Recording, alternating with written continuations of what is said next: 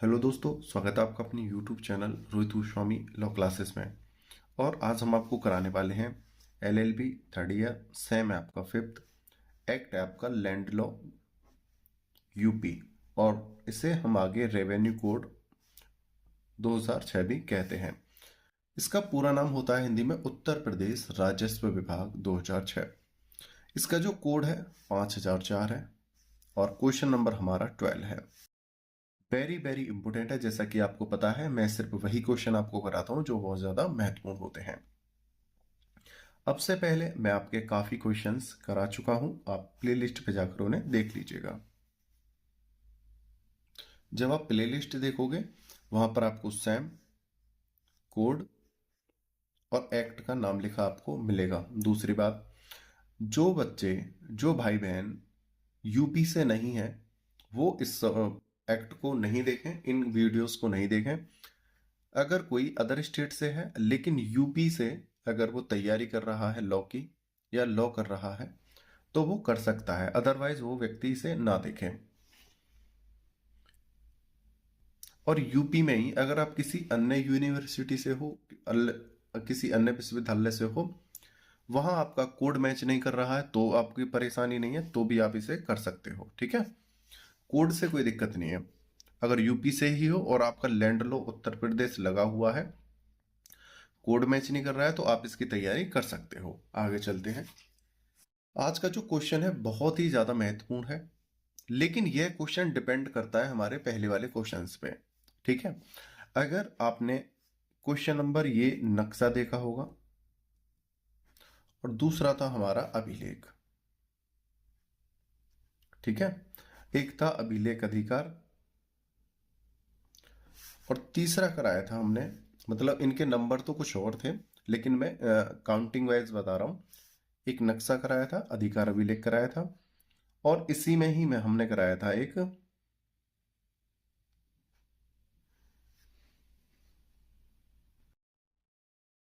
अधिकार अभिलेख। ठीक है, ये आगे पीछे हो गया है, अभिलेख अधिकार, अधिकार अभिलेख बात एक ही है।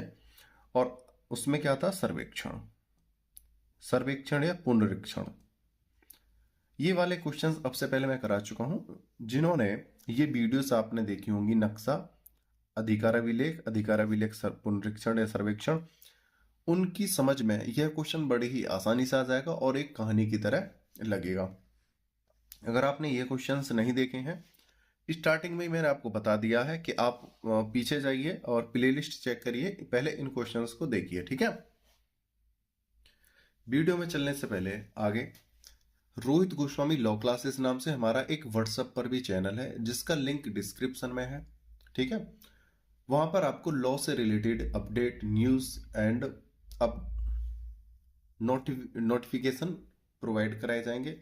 आपको अगर वो लिंक नहीं मिलता है तो आप इस नंबर पे मैसेज करके हमसे व्हाट्सएप पे कांटेक्ट कर सकते हो, हम लिंक आपको प्रोवाइड करा देंगे। और किसी को हमारे पीडीएफ नोट चाहिए तो दिए हुए व्हाट्सएप नंबर पे मैसेज करके हमसे प्राप्त कर सकता है, जिसमें वन एक्ट की कीमत हमारी 199 और ऑल मतलब सेमेस्टर वाइज 5 एक्ट की कीमत हमारी 499 रुपये रहने वाली है। आगे चलते हैं। आज का जो क्वेश्चन है बड़ा ही आसान है, बड़ा ही अच्छी लैंग्वेज में हमने इसे लिखा है और देखते हैं। क्वेश्चन नंबर है हमारा 12, मानचित्र और अभिलेख के पुनरीक्षण की प्रक्रिया का पूर्ण रूप से वर्णन कीजिए। इससे पहले वाला जो क्वेश्चन था उसमें सिर्फ यह था कि कोई अधिकार अभिलेख में कोई दस्तावेज तैयार कर दिया गया है, खतौनी या खसरा बना दिए गए हैं, उसमें किस प्रकार से पुनरीक्षण यानी दोबारा से जांच या अन्वेषण किया जा सकता है, हमने ये देखा था। लेकिन इस क्वेश्चन में कह रहे हैं कि मानचित्र यानी जो हमारा मैप होता है, हमारा नक्शा होता है, जिसे देखकर हम अपनी भूमि का पता करते हैं, ग्राम सीमा या राज्य सीमा का पता करते हैं, उसे नक्शा कहते हैं। अब यहां पर बोल रहे हैं अगर नक्शे में और अधिकार अभिलेख में, खसरा खतौनी में अगर दोबारा से पुनरीक्षण किया जाए तो वो कैसे किया जाएगा। ठीक है, और सरकार इसे क्यों कराती है, इस चीज पे हम यहाँ पे गौर करेंगे। आगे चलते हैं। मानचित्र और अभिलेख के पुनरीक्षण की प्रक्रिया नई संहिता की धारा 49 के अनुसार। पॉइंट नंबर 1 है धारा 46 और 47 के अधीन मानचित्र का पुनरीक्षण करने के लिए अभिलेख अधिकारी होता है हमारा लेखपाल। ध्यान रखना, पहले भी बता चुका हूं, अब फिर बता रहा हूं। अभिलेख अधिकारी लेखपाल उपधारा 2 से 8 के उपबंधों के अधीन रहते हुए, मतलब उन विधियों का पालन करते हुए, उनको लागू करते हुए, विहित प्रक्रिया के अनुसार सर्वेक्षण, मानचित्र में सुधार, खेतवार पड़ताल, चालू अधिकार, अभिलेख जैसे खतौनी, परीक्षण और सत्यापन करेगा। तो यहां पर क्या कह रहे हैं, अभिलेख अधिकारी, जो हमारा अभिलेख अधिकारी होता है वो क्या काम करता है, जब हम कोई नक्शा बनाते हैं तो चारों दिशाओं को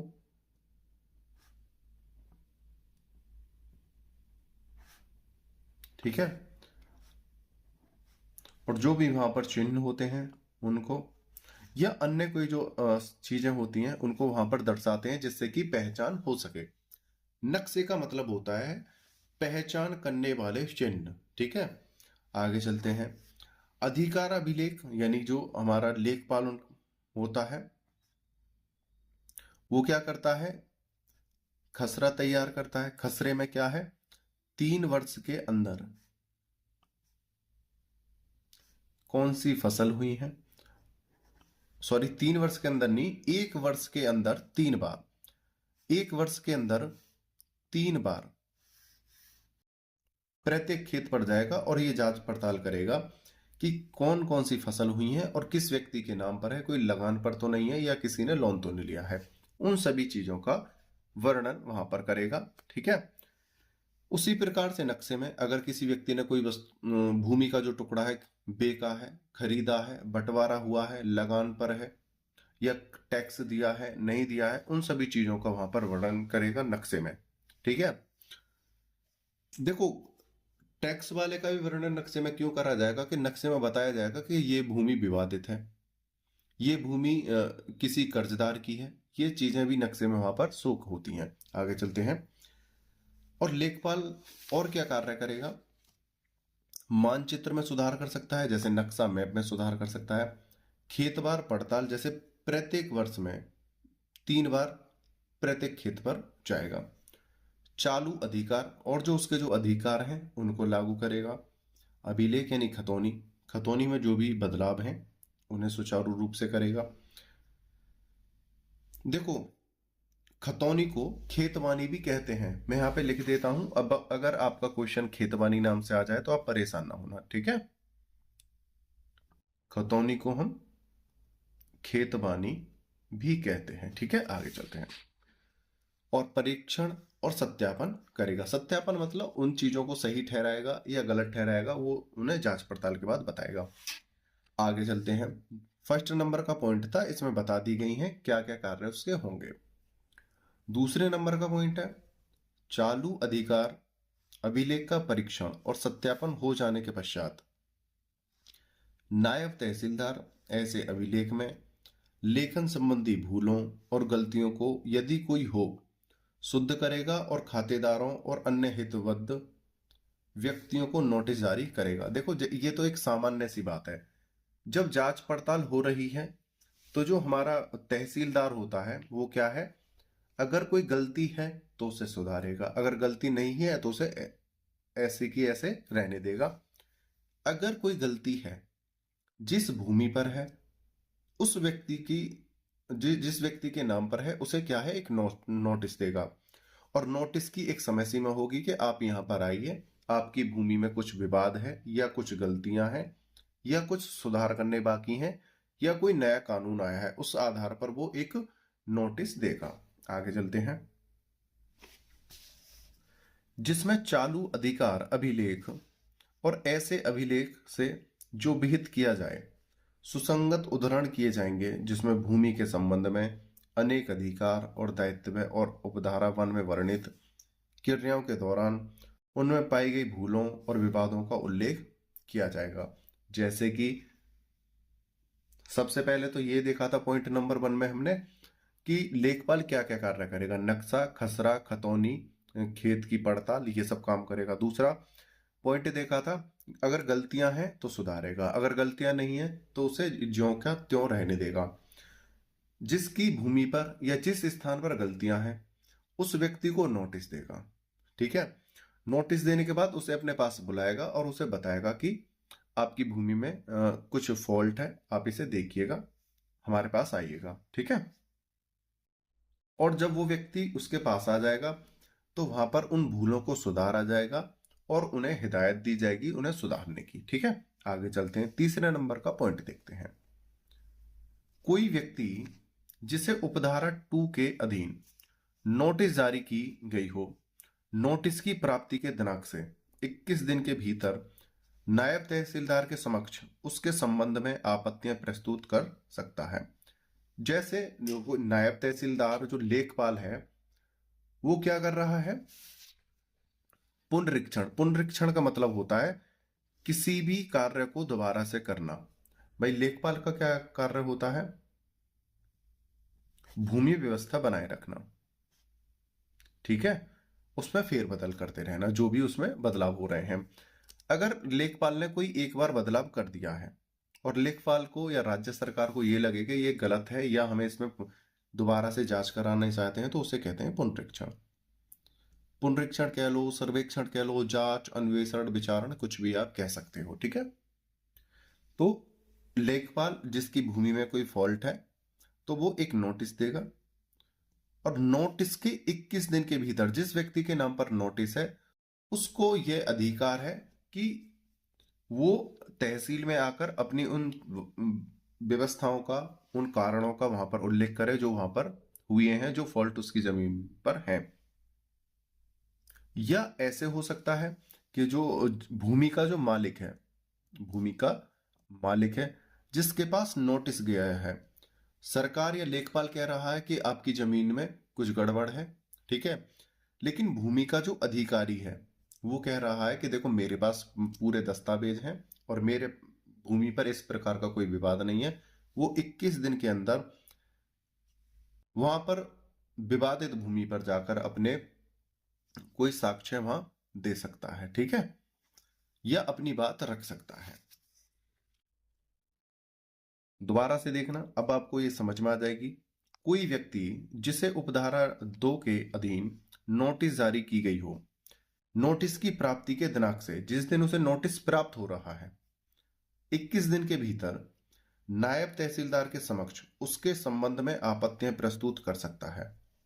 जो नोटिस में जो कमियां हैं, भाई नोटिस कब जाएगा, जब कमियां होंगी तभी तो जाएगा, नहीं तो तहसीलदार उसे यूं ही छोड़ देगा कि भाई कोई कमी नहीं है तो क्यों किसी को परेशान करें। नोटिस गया और खेत वाले को ये लगा कि भाई इसमें गलत चीजें हो रही हैं तो वो वहां पर प्रस्तुत कर सकता है, जिसमें ऐसे भी लेख या उद्धरण की प्रविष्टियों की शुद्धता या उसके प्रकार का विवाद प्रकट किया गया हो।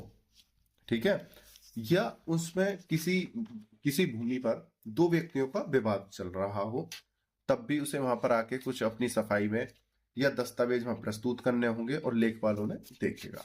ठीक है, आगे चलते हैं। 4th नंबर का पॉइंट है हमारा, भूमि में हितबद्ध कोई व्यक्ति। हितबद्ध का मतलब है जिसकी भूमि है, जो उस भूमि पर अपना अधिकार रखता है। ठीक है, उपधारा 5 के अनुसार विवाद के तय किए जाने के पूर्व किसी समय नायब तहसीलदार के समक्ष या उपधारा 6 के अनुसार आपत्तियों का विनिश्चय किए जाने के पूर्व किसी समय सहायक अभिलेख अधिकारी के समक्ष आपत्ति पेश कर सकता है। तो यहां पर साफ साफ बोला गया है जिसकी भूमि है या भूमि में कोई अपना अधिकार रखता है वह व्यक्ति उस विवादित भूमि पर या कोई उसे विवाद उत्पन्न दिखाई देता है तो वो पहले ही वहां पर आज्ञप्ति लगा सकता है। ठीक है, आगे चलते हैं। कौन, भूमि का अधिकारी तहसीलदार के पुनरीक्षण या सर्वेक्षण करने से पहले ही। आगे चलते हैं। उस स्थिति में अब नायब तहसीलदार क्या करेंगे, नायब तहसीलदार जहां यहां पर पॉइंट क्या है 5 का क्या, जहां उपधारा 3 और 4 के अनुसार आपत्तियां प्रस्तुत की जाएं वहां संबद्ध पक्षकारों की सुनवाई करने के पश्चात, और 6 पॉइंट है किसी अन्य स्थिति में ऐसी जांच करने के पश्चात जिसे वह आवश्यक समझे भूल का सुधार करेगा और अपने समक्ष उपस्थित होने वाले पक्षकारों के बीच समझौते द्वारा विवाद का निपटारा करेगा और ऐसे समझौतों के आधार पर आदेश देगा। तो यहां पर बोला है, अगर कोई व्यक्ति जो अपनी भूमि में या किसी अन्य भूमि में हित रखता है और वो वहां पर अपना अधिकार जताता है, वो कहता है कि भाई मेरी भूमि में फॉल्ट है, और वहां पर किसी प्रकार का विवाद उत्पन्न हो रहा है और वो तहसीलदार के पास जाता है, तो तहसीलदार का अधिकार है कि उन दोनों व्यक्तियों के विवादों को दूर करे। अगर कोई विवाद किसी मेड़ को लेकर है, भूमि के किसी टुकड़े को लेकर है, या अन्य किसी चीज को लेकर है, ठीक है, या लेखपाल से, जो हमारा सर्वेक्षण करता है, जो अधिकार अभिलेख अधिकारी होता है, उससे कोई गलती हो गई है और वो भूमिधर को पता पड़ गई है, तो वो भूमि अधिकारी भूमिधर उसके खिलाफ नोटिस देकर उसे सही करवाने की अपील कर सकता है। ठीक है, और ये नायब तहसीलदार को सही करना पड़ेगा। किसके आधार पर? वो उसे पुनरीक्षण करेगा। भाई कोई खेत का मालिक है, सरकार कुछ भी कार्य नहीं कर रही है, मतलब जो जैसे चल रहा है सही चल रहा था, लेकिन किसी भूमि मालिक को ये पता चलता है कि जो लेखपाल है बाई मिस्टेक या गलती से या जानबूझकर कुछ जो डाटा है वो गलत भर गया है, किसमें? खसरा में या खतौनी में। ठीक है, एक जांच होती है कि सरकार स्वयं अपनी तरफ से जांच कराती है, ठीक है, पुनरीक्षण कराती है। एक होता है कि भूमि अधिकारी को ये पता चले कि भाई लेखपाल ने जो डाटा है वो गलत भर दिया है, तो भूमि अधिकारी पहले ही आज्ञप्ति देकर उसे सही कराने की कोशिश करेगा। जब उसे सही करने की कोशिश करेगा लेखपाल, तो उसे दोबारा से जांचेगा। उसे दोबारा से जांचने को ही पुनरीक्षण या सर्वेक्षण कहते हैं। ठीक है, आगे चलते हैं। अगर गलती होगी तो लेखपाल यानी नायब तहसीलदार उसे सही कर देगा। ठीक है, और विवाद उत्पन्न हुआ होगा तो उस विवाद को निपटाने का प्रयास करेगा। आगे चलते हैं। ऐसे समस्त मामलों का अभिलेख 6 नंबर का पॉइंट है, जिनका निस्तारण नायब तहसीलदार द्वारा उपधारा 5 की अपेक्षा अनुसार समझौते द्वारा नहीं किया जा सकता, सहायक अभिलेख अधिकारी को भेज दिया जाएगा। और यहां पर बोला है, जो विवाद या जो समझौता नायब तहसीलदार पर नहीं होता है, नायब तहसीलदार उसे सॉल्व करने के लिए, उस मैटर को सुलझाने के लिए, उस विवाद को सॉल्व करने के लिए, सुलझाने के लिए अधिकार सहायक अभिलेख अधिकारी के पास उसे भेज देगा, जो उनका निस्तारण धारा 24 में निर्धारित प्रक्रिया के अनुसार करेगा। और जहां विवाद में हक का प्रश्न अंतर्ग्रस्त हो, वहां उसका विनिश्चय सरसरी तौर पर जांच करने के पश्चात करेगा। और जो सहायक अभिलेख अधिकारी है, इसके पास जब फाइल पहुंची है, भाई फाइल ही बोलेंगे, जो कोई लिखित में दस्तावेज जाता है तो उसे फाइल ही बोलते हैं, फाइल कोई जाती है तो उसमें वो क्या है? जांच करेगा। जांच यानी जांच को क्या कहते हैं? पुनरीक्षण, सर्वेक्षण, अन्वेषण, विचारण। ठीक है, कुछ भी जो शब्द आपको अच्छा लगे समझ सकते हो। जांच करने के पश्चात उसमें जो भी फेरबदल होगा उसे वो कर देगा। आगे चलते हैं। 7 नंबर का पॉइंट है, बहुत ही ज्यादा महत्वपूर्ण है, ध्यान रखना। जहां उपधारा 6 के अधीन सरसरी तौर पर जांच करने के पश्चात, देखो यहां पर क्या था? नोटिस गया था या खेत के मालिक ने स्वयं अपनी उस खेत पर जांच कराने की कोशिश करी थी, जो उसका अधिकार था, कोई भी जांच करा सकता है। ठीक है, अगर उसे डाउट होता है तो। उपधारा 6 के अधीन सरसरी तौर पर जांच करने के पश्चात सहायक अभिलेख अधिकारी को समाधान हो जाए कि विवादग्रस्त भूमि राज्य सरकार या किसी स्थानीय प्राधिकारी की है। अब यहां पर क्या था भाई? नोटिस दिया था सरकार ने। इसमें कंडीशन क्या बननी है? 2-3 बननी थी। एक तो सरकार के द्वारा जब सर्वेक्षण हो रहा हो उसमें नोटिस दिया गया हो किसी व्यक्ति को।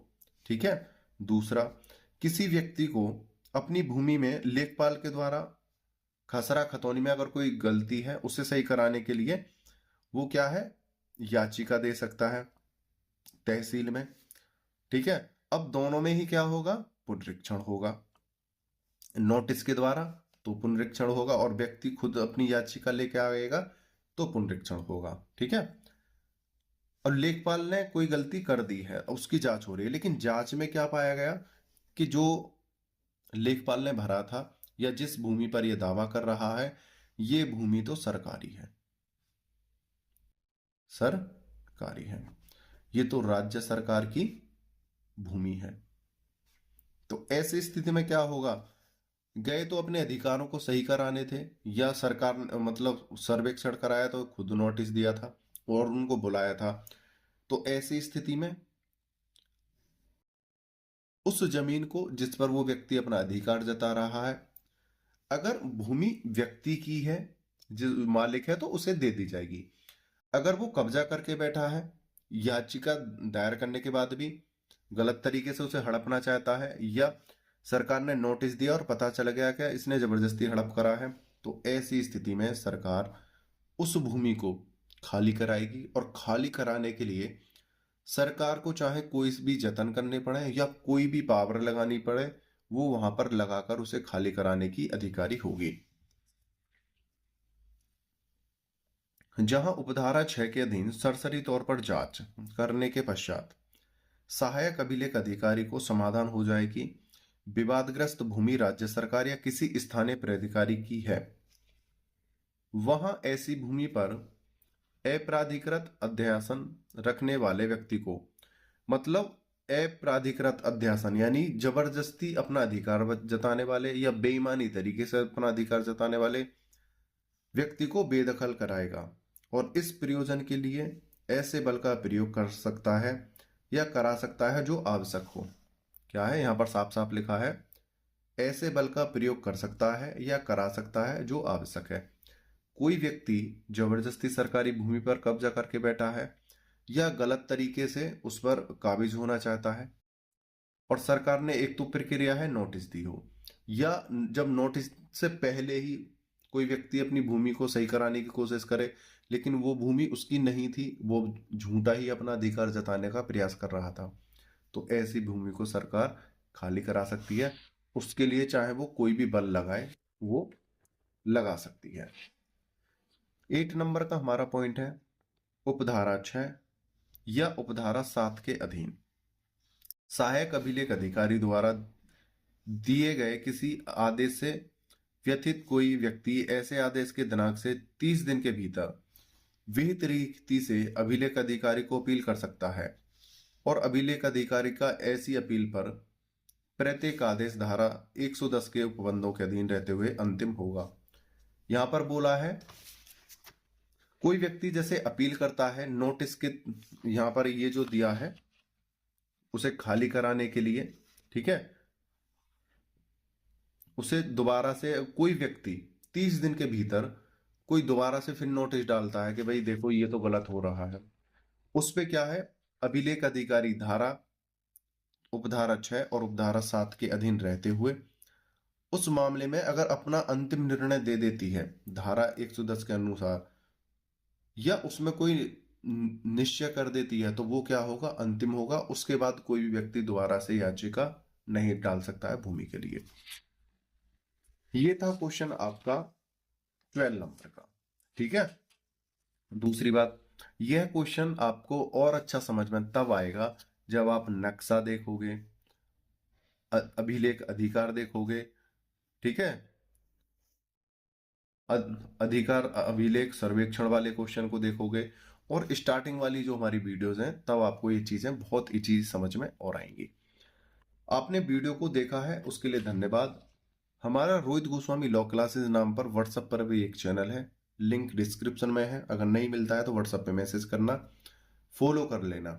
आपको वहां पर लॉ से related notification, update and news provide कराई जाएंगी। ठीक है, अपने एग्जाम की तैयारी अच्छे से करो। अगर कोई आपको डाउट है तो कमेंट करना कि सर इसमें थोड़ा सा डाउट है, या दोबारा समझाओ, मैं समझाने का दोबारा से प्रयास करूंगा। ठीक है, आपने वीडियो को अंत तक देखा, मुझे अच्छे से सुना, उसके लिए धन्यवाद। टेक केयर, बाय बाय, जय हिंद, जय भारत।